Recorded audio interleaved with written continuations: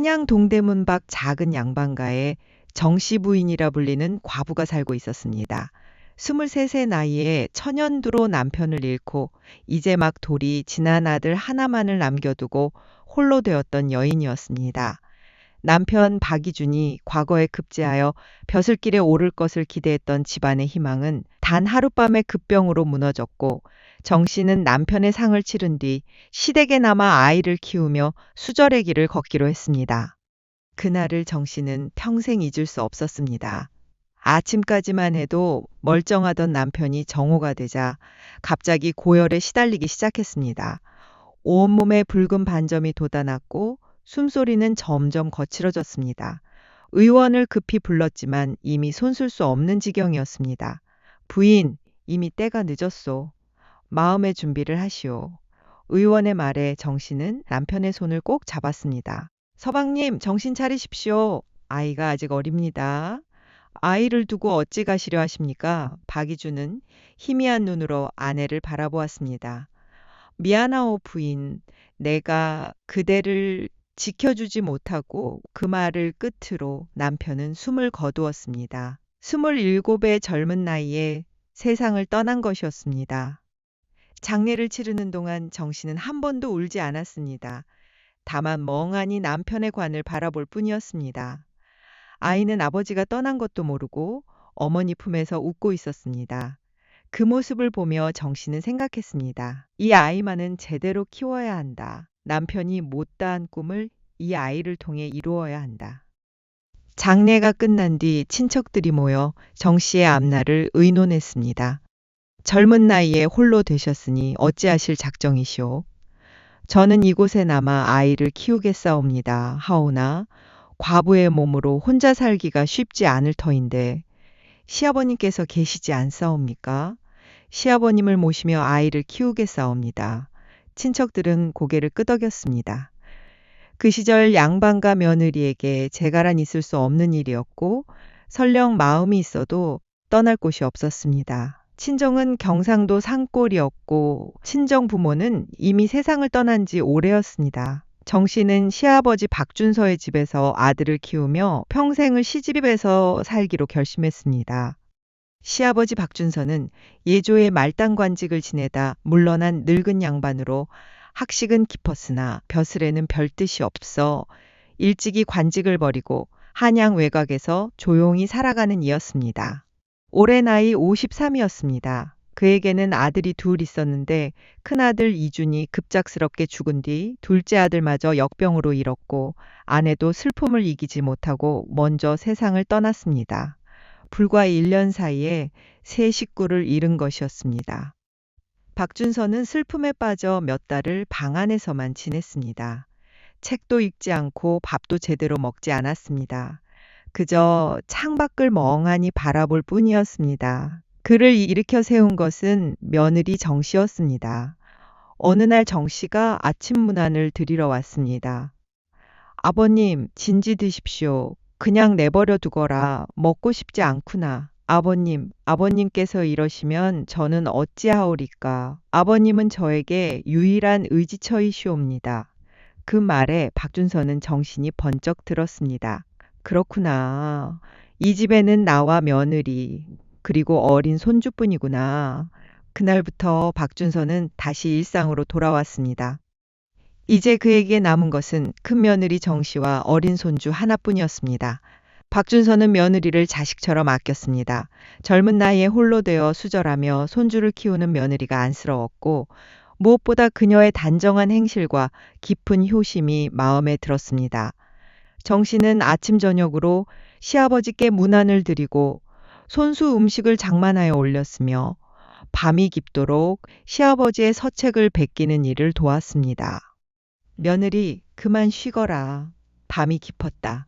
아니옵니다, 아버님. 이 책을 다 베껴야 마음이 편하옵니다. 정 씨는 촛불 아래서 정성껏 글씨를 써내려갔습니다.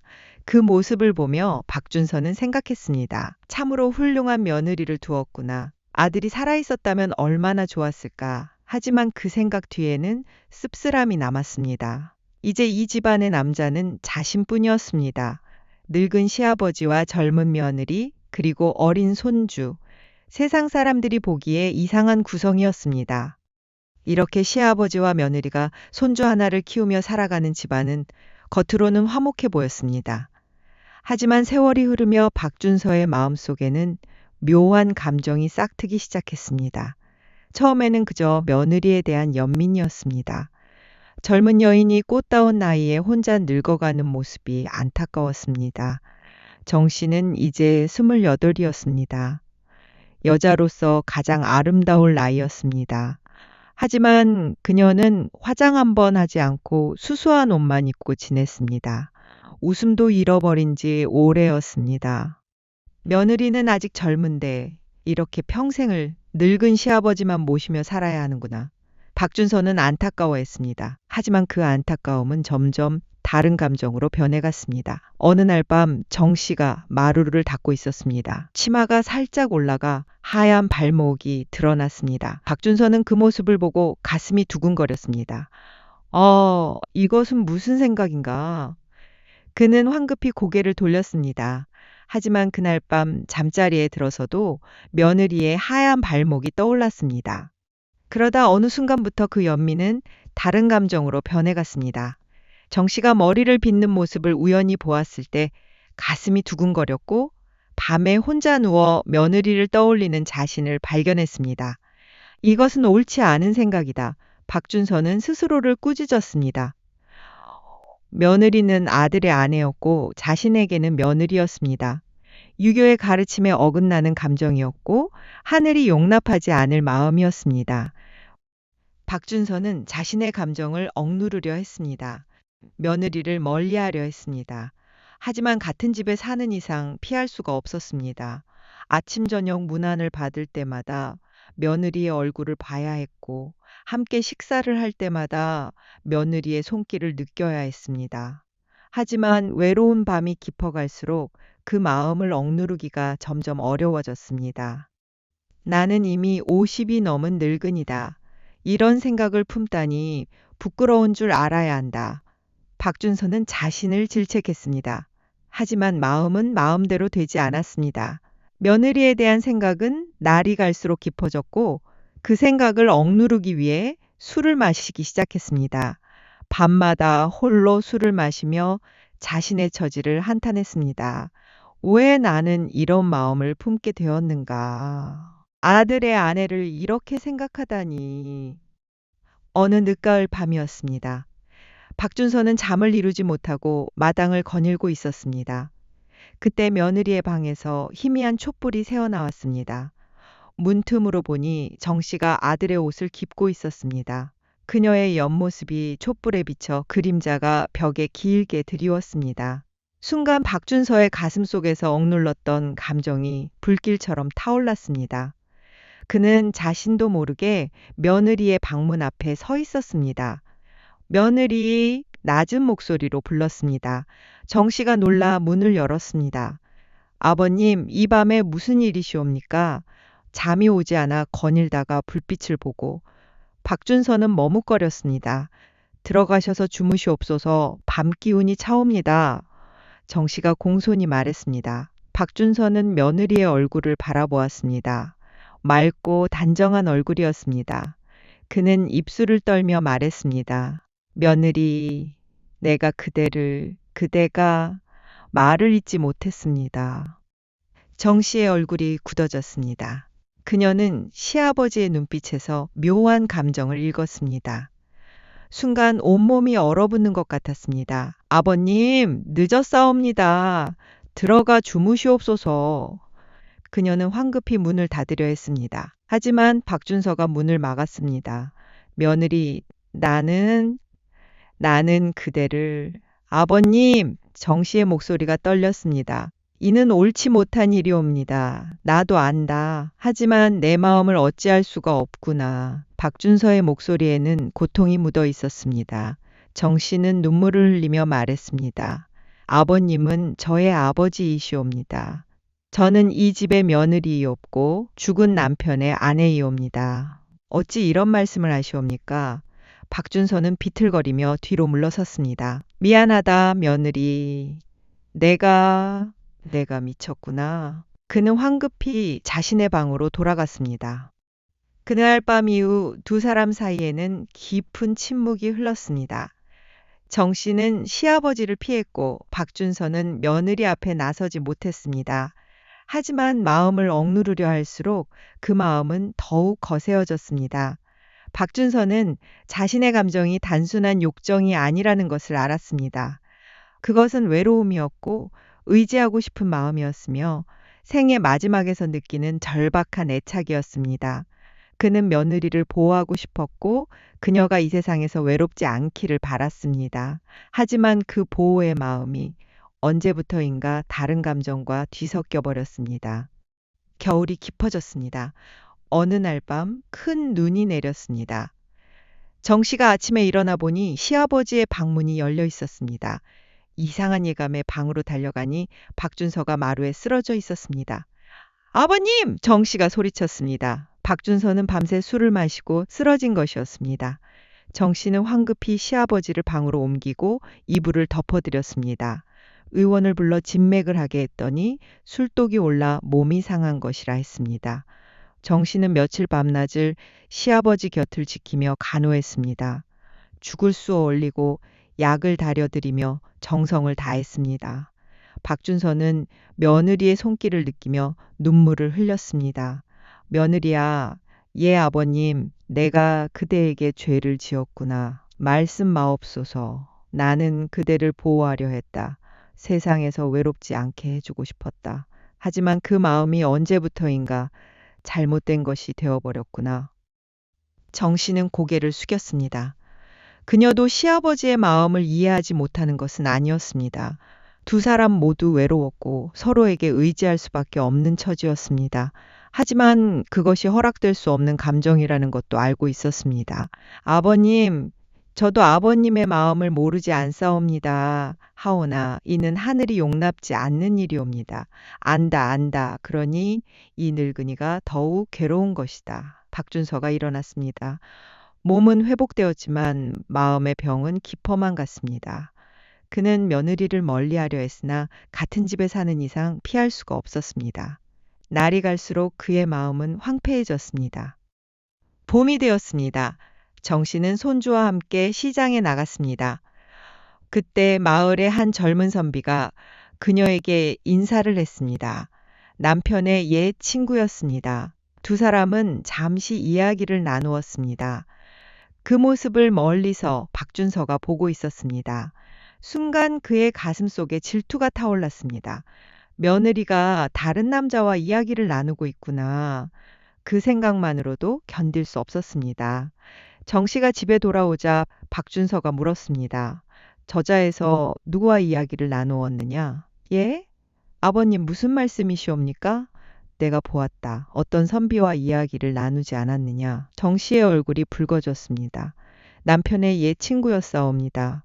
우연히 만나 인사를 나눈 것 뿐이옵니다.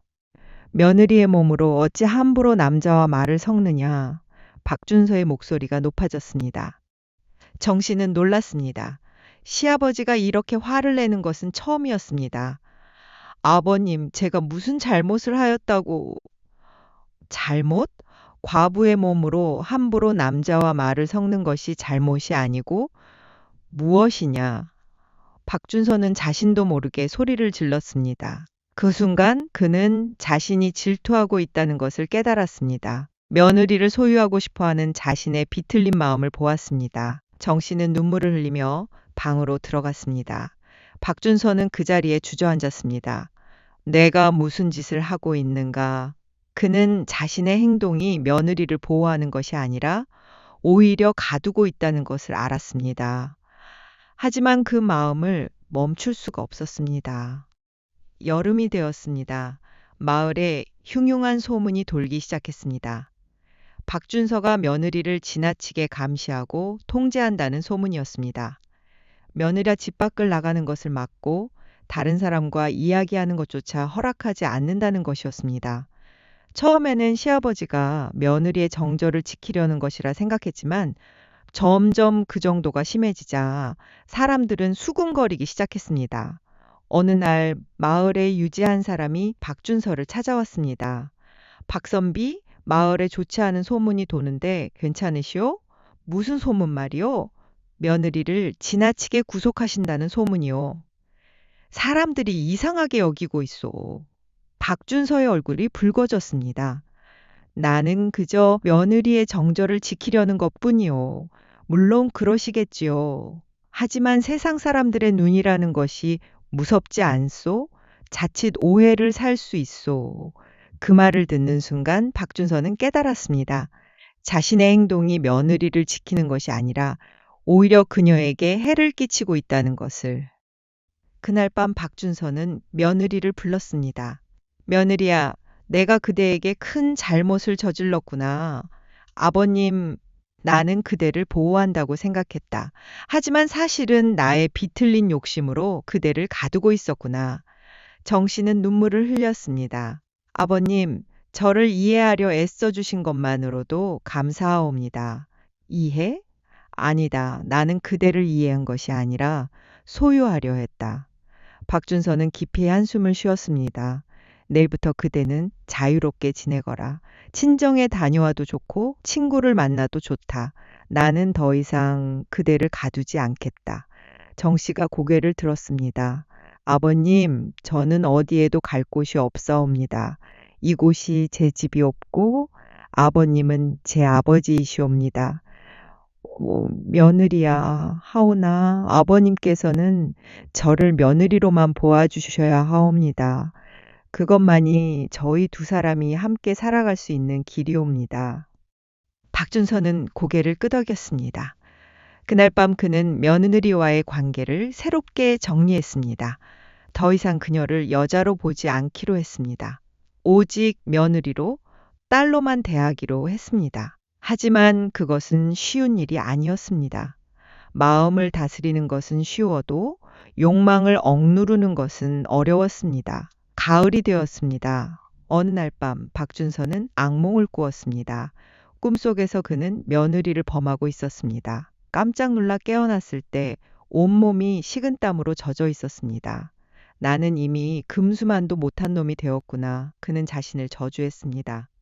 다음 날 새벽 박준서는 집을 떠났습니다. 며느리에게 편지 한 장만을 남기고 며느리에게 나는 그대 곁에 있을 수 없는 사람이 되었소. 내 마음이 이미 사람의 도리를 잃었기 때문이요. 그대를 지키려 했으나 오히려 그대를 해칠 뻔했소. 이제 나는 이 집을 떠나 산사로 들어가려 하오. 그곳에서 참회하며 살 것이오. 부디 아이를 잘 키우고 행복하게 살기를 바라오. 시아버지 박준서. 정 씨는 편지를 읽고 울었습니다. 그녀는 시아버지가 얼마나 고통스러웠을지 알았습니다.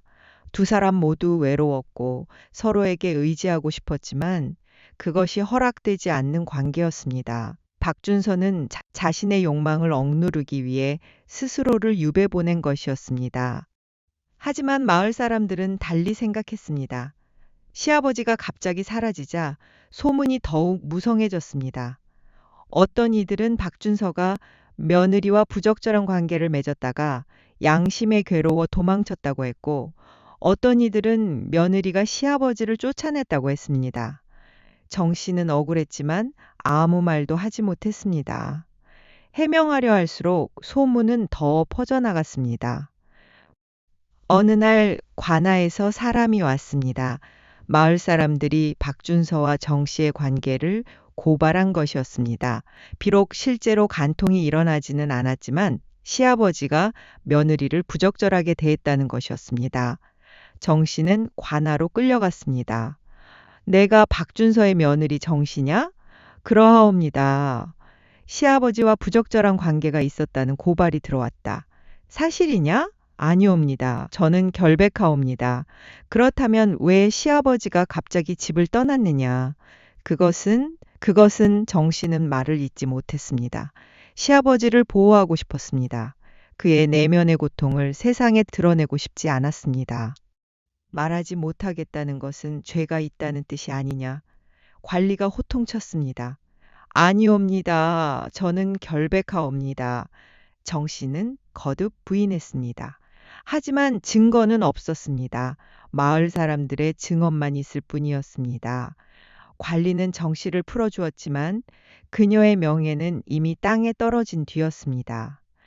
집으로 돌아온 정 씨는 아이를 안고 울었습니다. 어머니, 왜 우세요? 아무것도 아니란다. 정 씨는 아이를 안으며 생각했습니다. 이 아이만은 지켜야 한다. 이 아이만은 이 더러운 소문으로부터 지켜야 한다. 겨울이 다시 왔습니다. 정 씨는 마을 사람들과 단절한 채 아이와 함께 살았습니다. 어느 날 산사에서 편지가 왔습니다. 박준서가 병들었다는 소식이었습니다. 정 씨는 망설였습니다. 가야 할까 말아야 할까. 시아버지는 여전히 시아버지였습니다. 하지만 그를 만나러 가는 것은 또 다른 소문을 만들 것이었습니다. 며칠을 고민한 끝에 정 씨는 결심했습니다. 세상의 눈이 무섭기는 하지만 도리를 저버릴 수는 없었습니다. 그녀는 아이를 이웃에 맡기고 산사로 향했습니다. 산사에 도착했을 때 박준서는 이미 임종을 앞두고 있었습니다. 아버님, 정 씨가 불렀습니다. 박준서가 희미하게 눈을 떴습니다. 며느리야, 왔구나. 예, 아버님, 미안하다. 나 때문에 그대가 고생했구나. 아니옵니다, 아버님. 나는 그대를 지키려 했다. 하지만 오히려 해쳤구나. 아버님, 말씀 마옵소서. 정 씨는 시아버지의 손을 잡았습니다. 박준서의 눈에서 눈물이 흘렀습니다. 며느리야, 용서해다오. 아버님께서 무슨 잘못을 하셨사옵니까? 저는 아버님을 원망한 적이 없사옵니다. 고맙다, 며느리야. 다음 생에는 올바른 관계로 만나기를. 그 말을 끝으로 박준서는 눈을 감았습니다. 정 씨는 시아버지의 장례를 치렀습니다. 산사에서 작은 장례였습니다. 마을 사람들은 아무도 오지 않았습니다. 장례를 마치고 집으로 돌아온 정 씨는 마을 사람들의 차가운 시선을 느꼈습니다. 그녀는 결국 그 마을을 떠나기로 했습니다. 아이를 데리고 다른 곳에서 새 삶을 시작하기로 했습니다. 정 씨는 경상도 친척이 있는 마을로 내려갔습니다. 그곳에서 그녀는 과거를 숨기고 살았습니다. 아이는 무럭무럭 자랐고 훌륭한 선비가 되었습니다. 정 씨는 아들이 장가를 가는 것을 보고 나서야 비로소 마음이 놓였습니다. 그녀는 늙어서도 과거의 일을 아무에게도 말하지 않았습니다. 단지 밤마다 홀로 눈물을 흘렸을 뿐이었습니다.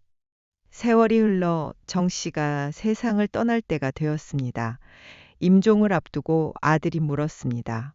어머니, 평생 고생만 하셨습니다. 무슨 한이라도 있으시면 말씀하십시오. 정 씨는 고개를 저었습니다. 한이 있겠느냐. 내가 이렇게 자라준 것만으로 족하다. 어머니, 다만 한 가지 무엇이옵니까? 너의 할아버지 박준서 어르신을 나쁘게 생각하지 마라. 예? 그분은 나쁜 분이 아니셨다. 다만 외로우셨을 뿐이다. 어머니, 무슨 말씀이신지. 사람의 마음이란 것이 어찌할 수 없는 것이 있단다. 그분은 잘못된 마음을 품으셨지만 끝내 그것을 실행에 옮기지 않으셨다. 그것만으로도 존경받을 만한 분이셨다. 정 씨는 그 말을 끝으로 눈을 감았습니다.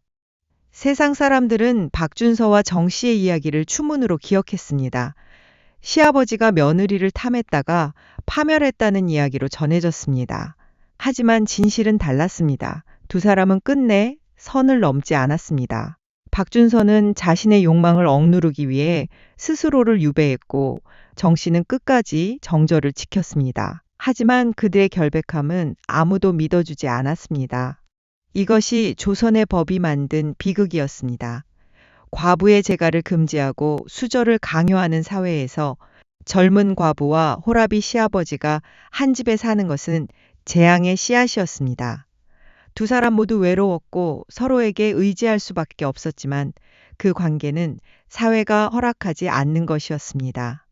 박준서는 며느리를 보호하려는 마음이 욕망으로 변질되는 것을 막지 못했고 그 보호 본능이 결국 두 사람 모두를 파멸로 이끌었습니다. 조선왕조실록에는 이와 비슷한 사건들이 기록되어 있습니다. 시아버지가 며느리를 범한 사건, 며느리가 시아버지에게 겁탈당한 사건, 이런 사건들은 모두 강상죄로 다스려져 극형에 처해졌습니다. 하지만 박준서와 정 씨의 경우는 달랐습니다. 범죄는 일어나지 않았습니다. 다만 마음속에 욕망이 있었을 뿐입니다. 그리고 그 욕망을 억누르기 위한 처절한 싸움이 있었습니다. 하지만 세상은 그들의 싸움을 인정하지 않았습니다. 의심만으로도 죄인이 되었고 소문만으로도 파멸했습니다. 이것이 과부제가 금지법이 만든 또 하나의 비극이었습니다. 법은 여자에게 수절을 강요했지만 그 수절의 과정에서 겪는 고통과 유혹에 대해서는 아무런 배려도 하지 않았습니다. 젊은 과부를 집안에 가두고 평생을 홀로 살라고 강요하면서도 그 과정에서 일어날 수 있는 문제들에 대해서는 눈을 감았습니다. 박준서는 며느리를 지키려 했습니다. 세상의 남자들로부터 그녀의 정절을 지키려 했습니다. 하지만 그 보호 본능이 어느 순간 소유욕으로 변했고 결국 뒤틀린 욕망이 되었습니다. 그는 그것을 깨닫고 스스로를 벌했지만 이미 두 사람의 명예는 회복할 수 없었습니다. 이 이야기는 한 가문의 비극이 아니라 조선사회 전체의 비극이었습니다. 과부에게 수절을 강요하고 재가를 금지하는 제도가 얼마나 많은 비극을 낳았는지를 보여주는 이야기였습니다. 박준서와 정씨는 피해자였습니다. 제도의 피해자였고 시대의 피해자였습니다. 하지만 그들에게는 아무도 동정을 보내지 않았습니다. 다만 손가락질만 있었을 뿐입니다. 정씨의 아들은 어머니가 세상을 떠난 뒤 어머니의 유언을 기억했습니다. 할아버지를 나쁘게 생각하지 말라는 유언을. 그는 할아버지의 묘를 찾아가 절을 올렸습니다. 그리고 어머니의 묘 옆에 작은 비석을 세웠습니다. 거기에는 이렇게 적혀 있었습니다. 정절을 지킨 과부, 정씨 부인 이곳에 잠들다. 세월이 흘러 그 마을 사람들도 모두 세상을 떠나고 박준서와 정씨의 이야기는 잊혀졌습니다. 하지만 조선 땅 어디선가는 여전히 같은 비극이 반복되고 있었습니다. 과부들은 여전히 수절을 강요받았고 그 과정에서 일어나는 크고 작은 비극들은 역사 속으로 묻혀갔습니다. 이것이 조선시대 과부제도가 낳은 수많은 비극 중 하나였습니다. 법은 도덕을 지키려 했지만 그 과정에서 얼마나 많은 사람들이 희생되었는지는 아무도 헤아리지 않았습니다. 박준서와 정씨는 그 희생자들 중 하나였습니다. 그들의 이야기는 법이 사람을 지키지 못하고 오히려 사람을 파멸시킬 때 어떤 비극이 일어나는지를 보여줍니다. 여러분, 이 이야기가 마음에 드셨다면 구독과 좋아요 부탁드립니다. 다음에도 더 흥미로운 조선시대 이야기로 찾아뵙겠습니다.